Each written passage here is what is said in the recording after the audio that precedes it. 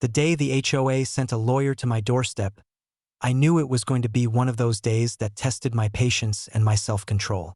It was late morning, sun high and hot over the ranch, when a shiny black BMW pulled up to my gate and out stepped a man in an expensive suit, briefcase in hand, looking like he'd just stepped out of a courtroom drama. I watched from the porch as he struggled to open the latch on the gate. City hands, not ranch hands, and finally gave up, shouting, "Mr. Walker, Homeowners Association business." I sighed, set down my coffee, and walked over. "You're trespassing," I said flatly. "The HOA doesn't have jurisdiction here." He smiled like I was some ignorant farmer.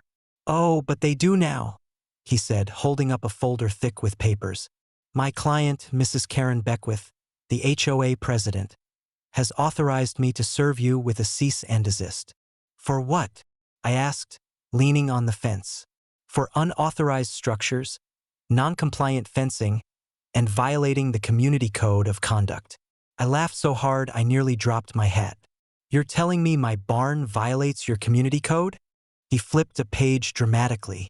"According to our guidelines, the structure is not painted in an HOA-approved color, and your livestock enclosure exceeds height limits." I looked him dead in the eye. "Buddy, this is a ranch. The only thing that decides height limits out here is a bull that can jump a fence." He didn't appreciate the joke. "If you fail to comply," he continued, "the HOA will pursue legal remedies." I reached over the fence, plucked the papers from his hand, and flipped through them. They were sloppy, half of them photocopied, none of them notarized. "You know these don't mean a damn thing without county approval, right?" He adjusted his tie. "That's a matter of legal interpretation." "Oh, I'd love to interpret this for you," I said, handing them back. "But you're wasting both our time." His condescending smile grew wider. "You'll regret this attitude when the case goes to court." I leaned closer. "That's so? Tell your client to make sure her lawyer's ready for discovery, because the moment she files something in my name, she's getting countersued." "On what grounds?" he sneered. "On about 15, I said, "but mainly for harassment, fraud, and attempting to enforce illegal authority." He laughed. A short, dismissive sound. "You think you know the law better than I do?"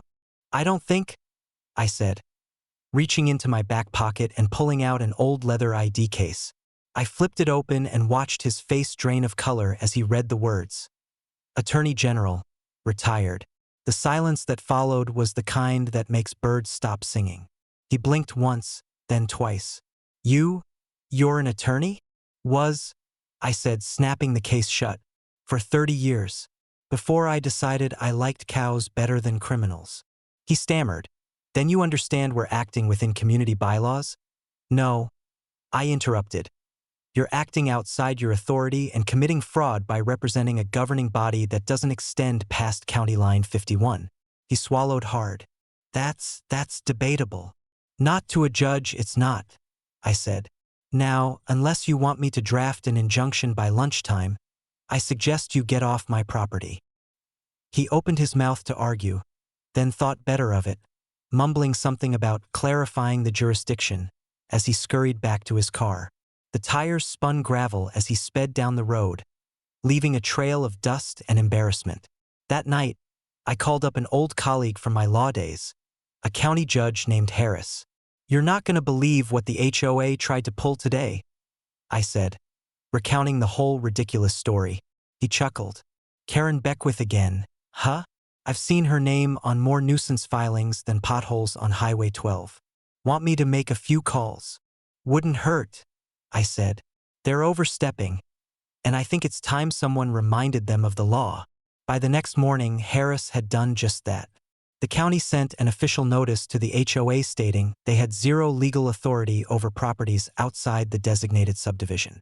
Not only that, but any attempt to issue fines or orders would be considered harassment under state statute. Karen must have gotten the news, because that afternoon, she stormed up my driveway herself, red-faced and seething. "You went behind my back," she screamed. "You called the county." "Karen," I said calmly, "I didn't go behind your back. I went through the law."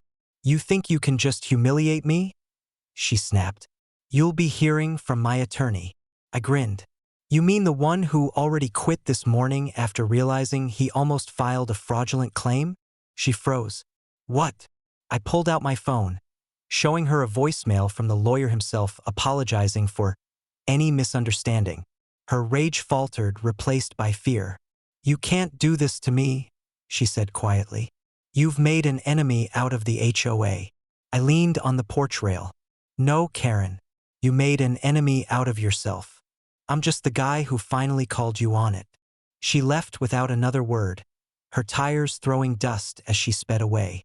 A week later, the HOA board called an emergency meeting, and by the end of it, Karen was voted out unanimously.